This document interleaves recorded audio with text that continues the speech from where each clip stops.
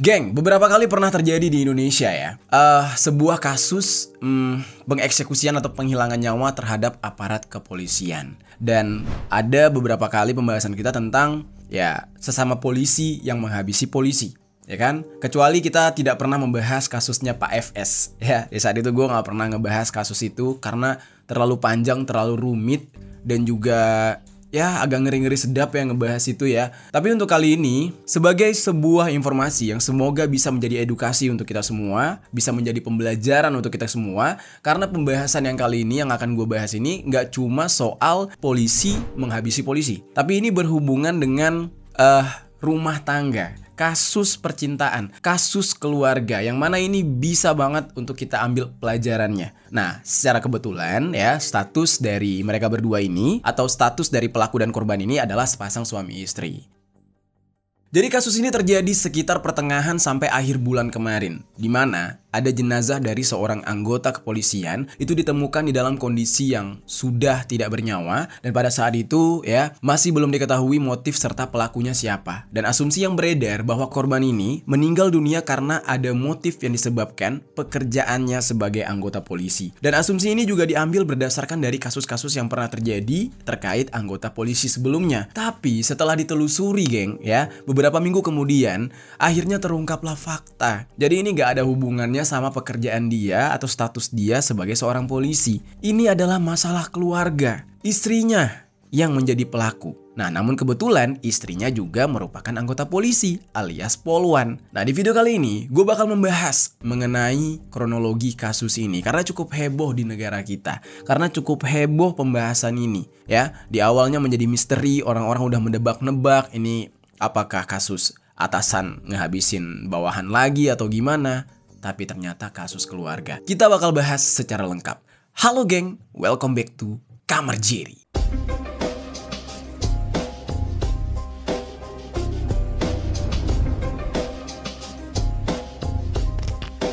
Geng. Oke, untuk pembahasan pertama, kita bakal masuk ke dalam pembahasan profil dari si korban, yaitu Brigadir Esko.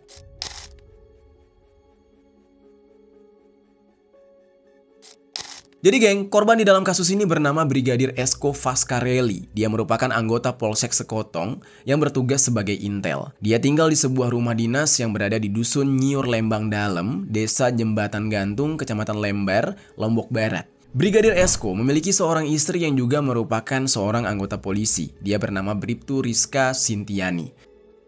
Menurut informasi yang gue dapatkan dari Kaltim Post nih ya, media yang membahas tentang kasus ini. Jadi Rizka ini memiliki pangkat satu tingkat di atas Esko. Dia itu ya bertugas sebagai Babinkan Tipmas di Desa Lembar. Perannya sebagai Babinkan Tipmas ya menuntut Rizka agar terus dekat dengan warga dan menjadi jembatan komunikasi antara polisi dengan warga desa tersebut. Meskipun begitu geng, menurut keterangan dari Muhammad Rijal selaku kepala dusun Nyiur Lembang, dikatakan ya baik Rizka dan Esko itu dikenal sebagai pribadi yang tertutup. Sepenglihatan mereka, sepasang suami istri ini jarang berkomunikasi dengan warga sekitar. Walaupun itu sudah menjadi tugas mereka seharusnya. Informasi terkait kehidupannya di luar pekerjaan juga tidak banyak beredar atau nggak banyak yang tahu. Dan meskipun begitu, tidak pernah ada gosip miring terkait kehidupan rumah tangga mereka berdua ini. Baik keluarga maupun warga sekitar rumahnya nggak pernah mendengar adanya cekcok antara suami istri ini. Dan di mata keluarga mereka sendiri, Esko dikenal sebagai pribadi yang baik dan jarang sekali bermasalah dengan siapapun, apalagi dengan sang istri. Terus geng, karena Brigadir Esko ini bertugas sebagai intel, tentunya pekerjaan tersebut menuntut dia untuk melakukan misi-misi pengintaian di berbagai tempat yang berada di wilayah Sekotong. Dan pada hari Selasa tanggal 19 Agustus tahun 2025, Esko ini dilaporkan menghilang dari rumah secara mendadak. Nah, awalnya keluarga berpikir mungkin menghilangnya Esko ini adalah bagian dari pekerjaannya dia sebagai seorang intel polisi. Kalau mau berpositif thinking, mungkin Esko punya sebuah misi yang rahasia sehingga dia tidak bisa memberitahu kepada siapapun sebelumnya, termasuk kepada keluarga, supaya misinya itu nggak bocor. Nah, ini kan wajar banget ya, seorang intel bekerja demikian. Tapi ada yang aneh geng, di hari dimana Esko ini pergi, karena dia tidak pernah kembali lagi sama sekali. Sehari setelah dia menghilang, tepatnya di hari Rabu tanggal 20 Agustus 2025, istrinya Rizka sempat memposting foto dia bersama dengan kedua anak perempuannya di TikTok. Anak pertamanya masih duduk di bangku kelas 1 SD, sementara anaknya yang kedua itu masih bersekolah di PAUD. Rizka memang aktif banget di TikTok. Dia sering membagikan kesehariannya di akun tersebut. Dan dia pun cukup sering mencurahkan isi hati di TikTok. Dan di dalam postingannya, Rizka menuliskan doa, perjuangannya dia agar anak-anaknya bisa mendapatkan kehidupan yang lebih baik meski seberat apapun. Dan pada awalnya, ketika kasus ini baru terungkap ya, kasusnya Brigadir Esko ini terungkap, netizen banyak yang bersimpati terhadap Rizka, istrinya Brigadir Esko ini. Banyak yang meninggalkan komentar dengan ucapan belasungkawa karena postingan-postingan dari istrinya ini memang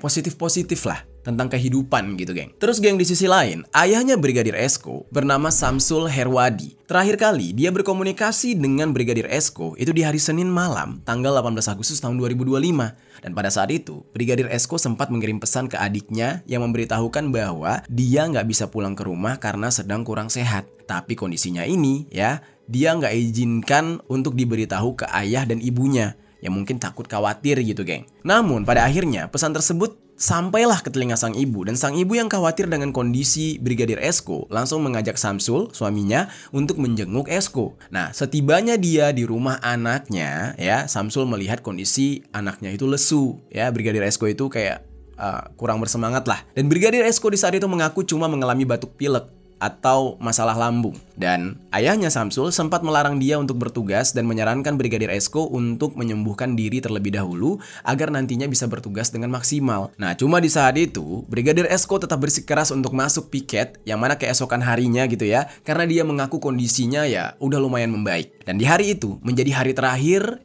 ayahnya, yaitu Samsul, dan ibunya Brigadir Esko itu berkomunikasi serta bertemu dengan Brigadir Esko karena Brigadir Esko itu tidak kunjung pulang setelah itu. Ayahnya yang bernama Samsul ini berpikir wajar anaknya ini nggak pulang karena memang jadwal dia piket di hari itu. Dan memang Brigadir Esko ini sempat piket. Dan informasi itu diambil dari kesaksian teman-temannya Brigadir Esko yang piket di hari yang sama dan dari buku pencatatan kehadiran. Tapi adik-adiknya Brigadir Esko jadi gelisah mengingat kakaknya itu belum benar-benar fit tubuhnya, namun udah bertugas. Mereka mencoba mencari ke polsek tempat Esko bertugas, namun dia nggak ada di sana. Handphonenya juga tiba-tiba udah nggak aktif lagi sama sekali, geng. Kemudian, geng, ibunya Brigadir Esko sempat menanyakan keberadaan anaknya ini ke menantunya, Rizka, istrinya Brigadir Esko, sehari sebelum kasus ini terungkap lah. Karena di saat itu ya, ibunya itu sempat beberapa kali menghubungi Brigadir Esko lewat WhatsApp, tapi HP-nya nggak pernah aktif lagi. Nah, di saat itu Rizka menjawab kalau suaminya Brigadir Esko sudah menghilang sejak tanggal 19 Agustus dan dia mengaku sudah berkeliling mencari keberadaannya, bahkan sampai meminta pertolongan ke dukun untuk bisa mengetahui di mana Esko berada. Nah, namun dukun itu mengatakan kalau Brigadir Esko sudah berada jauh dari rumah dan nggak tahu persisnya ada di mana. Jadi itu karangan dari sang istri. Nah,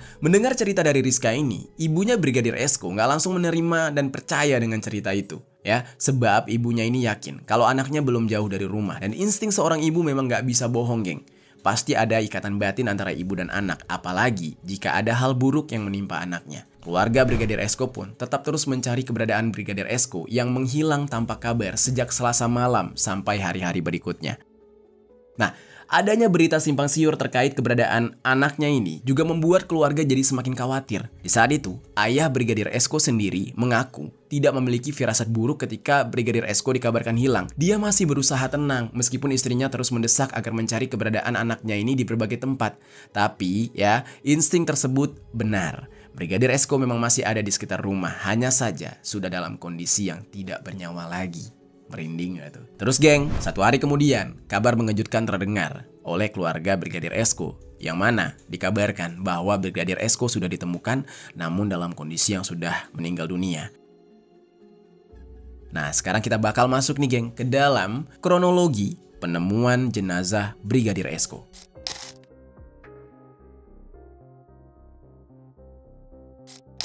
Jadi, geng, yang pertama kali menemukan jenazahnya itu adalah ayah mertuanya sendiri. Namanya itu adalah Saihun. Nah, dia ini adalah ayah dari Rizka. Namun di berita lain ya, ada juga yang menamakan ayahnya ini Amaksiun. Gua nggak tahu nih yang mana, tapi kita sebut aja Saihun ya, yang lebih gampang gitu. Jadi pada hari Minggu, tanggal 24 Agustus tahun 2025 ya, Pak Saihun ini sedang mencari ayam yang sudah hilang sehari sebelumnya. Ya, peliharaannya dia. Dia mencari ayam tersebut di sekitar rumah. Dan ketika sedang berkeliling mencari ayamnya ini, Pak Saihun sudah melihat adanya sejuntai tali nilon dari jarak jauh. Nah ini aneh banget. Posisinya berada di bawah pohon yang kemudian disusul dengan adanya aroma busuk yang tidak sedap. Ada yang bilang sih bau amis, dan katanya amisnya itu bukan seperti amis ikan, melainkan bau amis seperti ya bau cairan merah lah yang benar-benar menusuk hidung lah. Nah, Pak Saihun ini mencoba untuk mendekati arah di mana dia melihat tali tersebut dan bau ini berasal. Nah, semakin dia dekati, bau amisnya tercium oleh dia dan juga semakin kuat seperti dia sedang mendekati bangkai gitu. Nah, namun Pak Saihun ini tidak berpikir macam-macam. Dia mencoba positive thinking aja. Mungkin hanya bangkai tikus atau mungkin ya bekas bekas kotoran ikan, tau gak sih? Kayak habis ngebersihin ikan, bagian insangnya, bagian perutnya dibuang di situ. Bisa jadi kayak gitu. Atau justru itu adalah bangkai ayamnya yang sedang dia cari. Nah, ekspektasinya di saat itu tiba-tiba buyar, geng.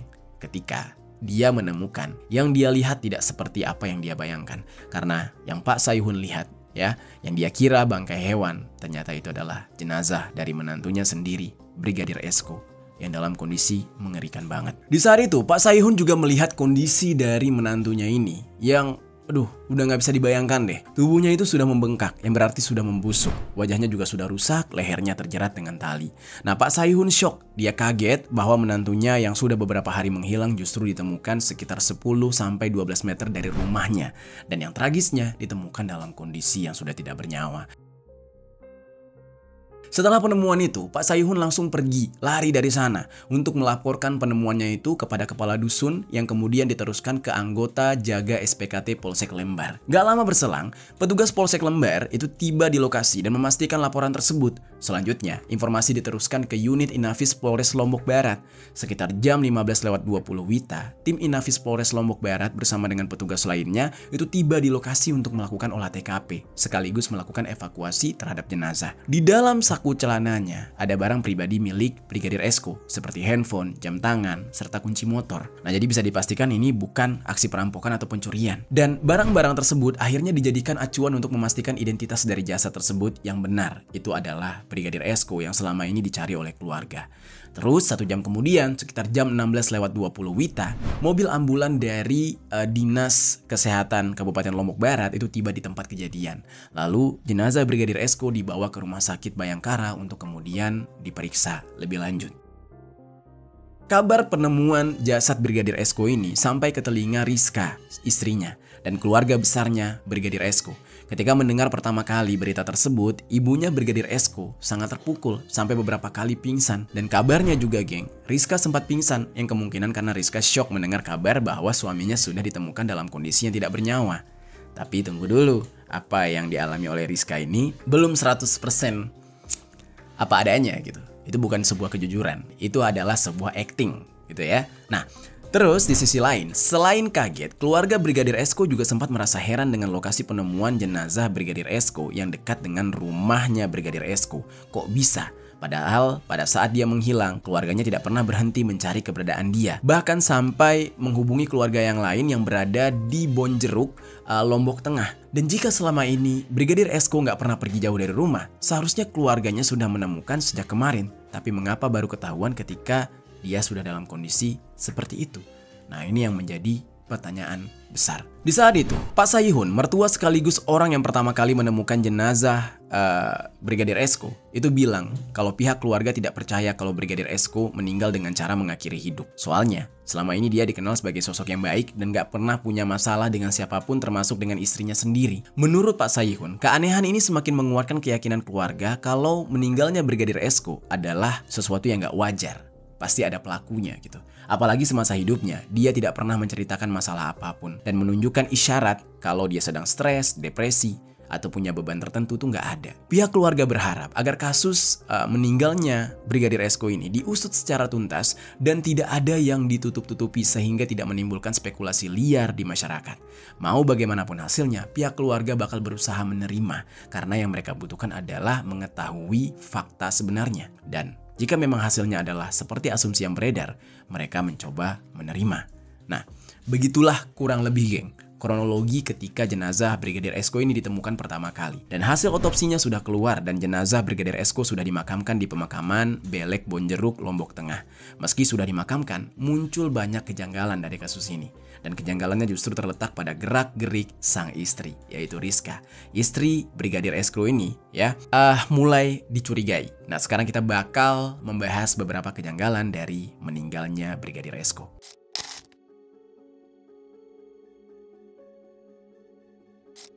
Jadi geng, di dalam kasus ini terdapat beberapa kejanggalan yang dirasakan oleh keluarga Brigadir Esko terhadap menantu mereka, Rizka. Yang menguatkan dugaan kalau jangan-jangan Rizka terlibat di dalam kasus ini. Yang pertama itu adalah soal dugaan bahwa Brigadir Esko menjadi korban dari aksi penghilangan nyawa. Hal ini didukung dari hasil otopsi dari jenazah Brigadir Esko yang sudah keluar. Menurut hasil otopsi, terdapat tanda kekerasan di bagian leher yang menjadi penyebab dari meninggalnya dia.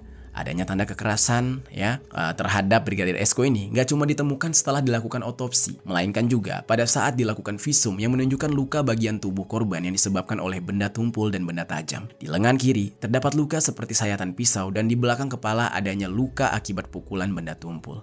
Dengan kondisi adanya luka seperti itu, tidak mungkin Brigadir Esko ini meninggal karena melukai diri sendiri, sehingga semakin menguatkan dugaan bahwa dia adalah korban dari aksi penghilangan nyawa yang dilakukan oleh seseorang. Kemudian kejanggalan selanjutnya semakin mengarah ke Rizka, geng. Pengacara Brigadir Esko yang bernama Lalu Anton Heriawan itu mengungkapkan bahwa keluarga sempat curiga dengan Rizka sebelum jenazah Esko ditemukan. Keheranan itu dikarenakan Rizka yang tidak melaporkan hilangnya Brigadir Esko, padahal Brigadir Esko sudah hilang sejak tanggal 19 Agustus 2025. Mulai dari menghilangnya Brigadir Esko sampai pada akhirnya ditemukan di tanggal 24 Agustus, Rizka sama sekali tidak pernah melaporkan hal itu ke perangkat desa atau ke polisi, padahal dia sendiri anggota polisi. Apalagi ketika hasil otopsi keluar yang menunjukkan bahwa adanya tanda-tanda kekerasan akibat benda tumpul di jenazah suaminya ini. Biasanya jika ditemukan adanya indikasi kekerasan, pihak keluarga yang akan membuat laporan polisi agar polisi bisa mencari tahu pelaku dari aksi ini. Karena Brigadir Esko ini punya istri, seharusnya istrinya itu yang melaporkan adanya dugaan aksi penghilangan nyawa terhadap suaminya. Tapi geng, yang membuat laporan polisi justru Samsul, ayahnya Brigadir Esko. Dan ketika ditanya oleh keluarga Brigadir Esko terkait hilangnya Brigadir Esko ini, Rizka malah berdalih kalau dia sudah berupaya minta tolong ke dukun. Ini gimana sih? Polisi minta tolong ke dukun? Ini nggak masuk akal. Masa suaminya hilang, bukannya dia melaporkan kepada instansinya, malah dia lapor ke dukun. Nah, di saat itu, Samsul, ayahnya Brigadir Esko, mengaku sempat heran dengan sejumlah hal yang terjadi menjelang penemuan jasad anaknya. Dia menyoroti chat yang dikirimkan Rizka di hari Minggu pagi yang menurutnya nggak sinkron dengan waktu penemuan jasad. Nah, lalu dia juga bercerita Rizka sempat chat dia dengan bilang kalau dia mau ikut mencari Esko sekitar jam 11:41 WITA. Padahal jasadnya Esko ditemukan sekitar jam 11:30 WITA. Kenapa baru ingin mencari? Padahal 11 menit sebelumnya jenazahnya sudah ditemukan. Memang selisih waktunya tipis, tapi tetap aja membuat hal ini janggal. Kecurigaan selanjutnya diungkap oleh Anton selaku pengacara Brigadir Esko yang menyebutkan kalau Rizka cuma datang ketika pemakaman suaminya aja. Dia nggak pernah datang ketika keluarga Brigadir Esko mengadakan tahlilan. Entah apa alasannya, dan tentu ini menuai kecurigaan dari keluarga Brigadir Esko. Mengapa seorang istri yang biasanya merasa kehilangan ketika suaminya meninggal dunia justru tidak datang ketika acara tahlilan? Janggal banget. Kejanggalan selanjutnya terletak pada kesaksian dari Saihun, ayah dari Rizka sekaligus orang yang pertama kali menemukan Brigadir Esko. Pihak keluarga Brigadir Esko menyoroti pengakuan Saihun soal penyebab dari meninggalnya Esko dengan menyebutkan kalau dia tidak percaya kalau Brigadir Esko meninggal karena mengakhiri hidup. Asumsi itu tidak pernah ada sebelumnya, bahkan dari polisi sekalipun. Justru Pak Saihun ini yang pertama kali menyebutnya. Bagaimana bisa dia berkesimpulan seperti itu sementara belum ada keterangan resmi dari polisi? Lain cerita jika polisi sudah menyimpulkan duluan, barulah Pak Saihun ini bisa mengatakan pihak keluarga tidak menerima kesimpulannya. Tapi ini belum ada keterangan apapun, tiba-tiba dia udah bilang kalau nggak percaya Brigadir Esko ini mengakhiri hidup. Kan aneh. Terus geng, kejanggalan lainnya terletak pada jumlah pelaku yang melakukan aksi penghilangan nyawa terhadap Brigadir Esko yang diduga nggak hanya dilakukan oleh satu orang. Dugaan tersebut muncul setelah keluarga Brigadir Esko melihat apa yang ada di TKP dan kondisi jenazah Brigadir Esko. Dari luka-luka yang ditemukan di tubuh Brigadir Esko, pihak keluarga yakin kalau itu merupakan luka yang menunjukkan bahwa dia sempat melakukan perlawanan. Dan jika benar Rizka adalah pelakunya, dirasa nggak mungkin bagi keluarga kalau Rizka bisa menghabisi nyawa Brigadir Esko seorang diri. Meskipun mungkin Rizka, yang juga merupakan anggota polisi, pastinya juga pernah mendapatkan pelatihan bela diri dan semacamnya, namun tetap aja, secara kekuatan dia akan kalah dengan sang suami. Oleh karena itu, keluarga menduga ada banyak pelaku dengan peran yang berbeda-beda di balik aksi penghilangan nyawa Brigadir Esko untuk membantu Rizka. Ada yang membawa Brigadir Esko dari tempat dia dieksekusi sampai akhirnya dia dibuang di tempat di mana dia ditemukan. Ada yang mengikat tali di lehernya dan ada yang menghilangkan barang bukti seperti percakapan chat di HP-nya Brigadir Esko dan lain-lain. Kecurigaan terkait adanya pelaku lain karena ditemukan adanya bercak cairan merah yang ada di kamar anaknya Brigadir Esko. Namun tetap aja yang menginisiasi tetap orang terdekat. Yang mana? Udah pasti istrinya, Rizka. Dan karena dilakukan oleh orang terdekat, kemungkinan besar kalau aksi ini sudah direncanakan sebelumnya. Terus, kejanggalan berikutnya yang diungkap oleh keluarga Brigadir Esko adalah dugaan kalau adanya organ tubuh yang hilang dari korban. Hal ini diceritakan oleh Samsul yang mengungkap temuan baru yang membuat dia terkejut. Dia menyoroti luka yang ada di tubuh anaknya dan mengatakan bahwa luka tersebut bukan cuma luka biasa, melainkan bisa jadi petunjuk penyebab dari meninggalnya Brigadir Esko. Bagi dia, luka tersebut bukan sekedar luka biasa, tapi menunjukkan adanya organ tubuh yang hilang. Meskipun nggak diketahui maksud dari organ mana ya yang hilang tersebut yang dikatakan oleh orang tuanya ini, karena dari hasil otopsi belum ada penyebutan adanya organ tubuh yang hilang. Nah, ini masih ditunggu keterangannya nih, geng. Nah, di sisi lain, setelah kasusnya diselidiki oleh polisi selama beberapa pekan, saat ini polisi udah menetapkan Rizka sebagai tersangka. Nah, sekarang kita bakal masuk nih ke dalam pembahasan mengenai gimana bisa ketahuan dan apa yang dilakukan oleh Rizka dan sampai dia ditetapkan sebagai tersangka. Kita bahas.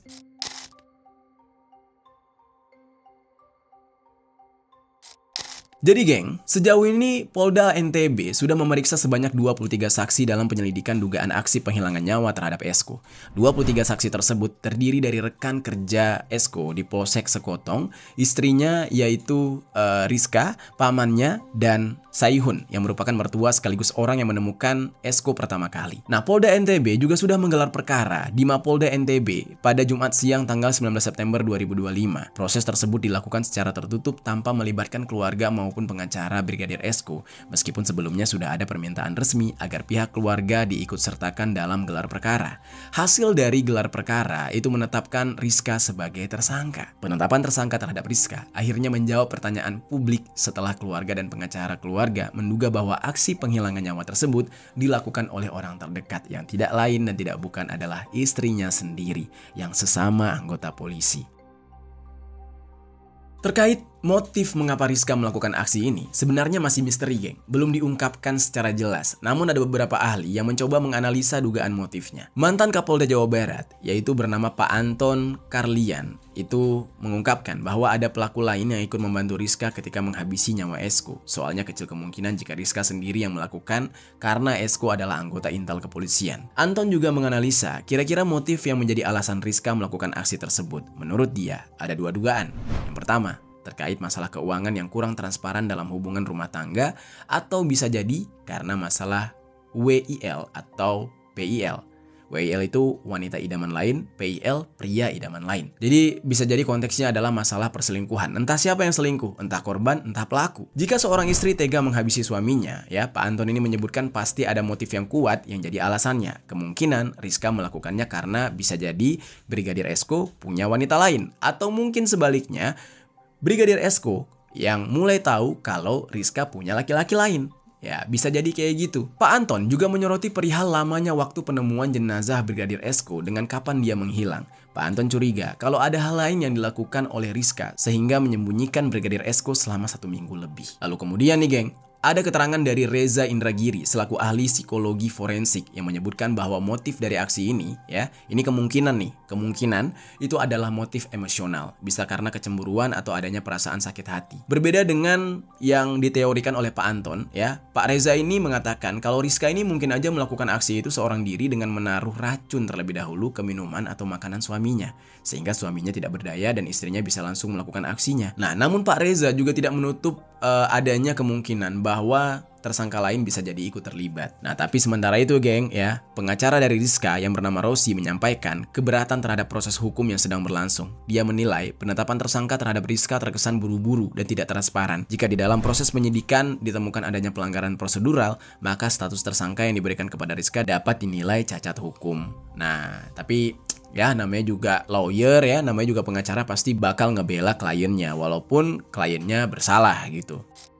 Terus lebih lanjut lagi ya, lawyernya Rizka yang bernama Rosi ini mengatakan bahwa pihaknya sudah berkoordinasi dengan keluarga besar Rizka terkait perkembangan kasus ini. Dan dia menekankan bahwa keluarga Rizka hanya berharap agar proses hukum tidak menambah penderitaan yang sudah ada.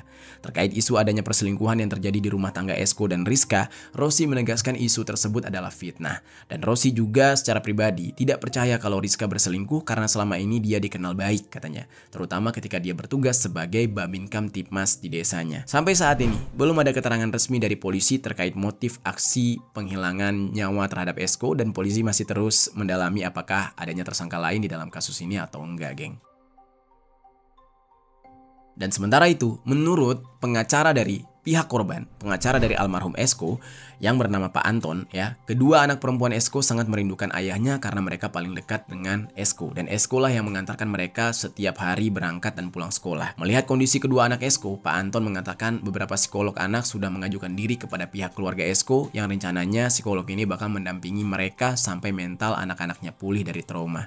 Meskipun begitu, Pak Anton mengatakan kondisi fisik mereka baik. Sempat ada tudingan mengenai penjemputan anak dari Esko dari Lombok Barat ke Lombok Tengah yang dilakukan secara paksa ya oleh keluarga besar, namun dibantah hal tersebut karena penjemputan mereka dilakukan agar kedua anaknya itu bisa diurus dengan baik.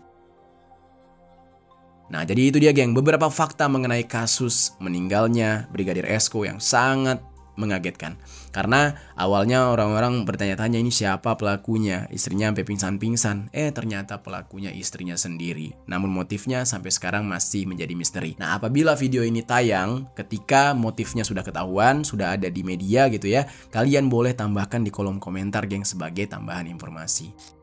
Oke, gimana menurut kalian tentang pembahasan kali ini? Tinggalkan komen kalian.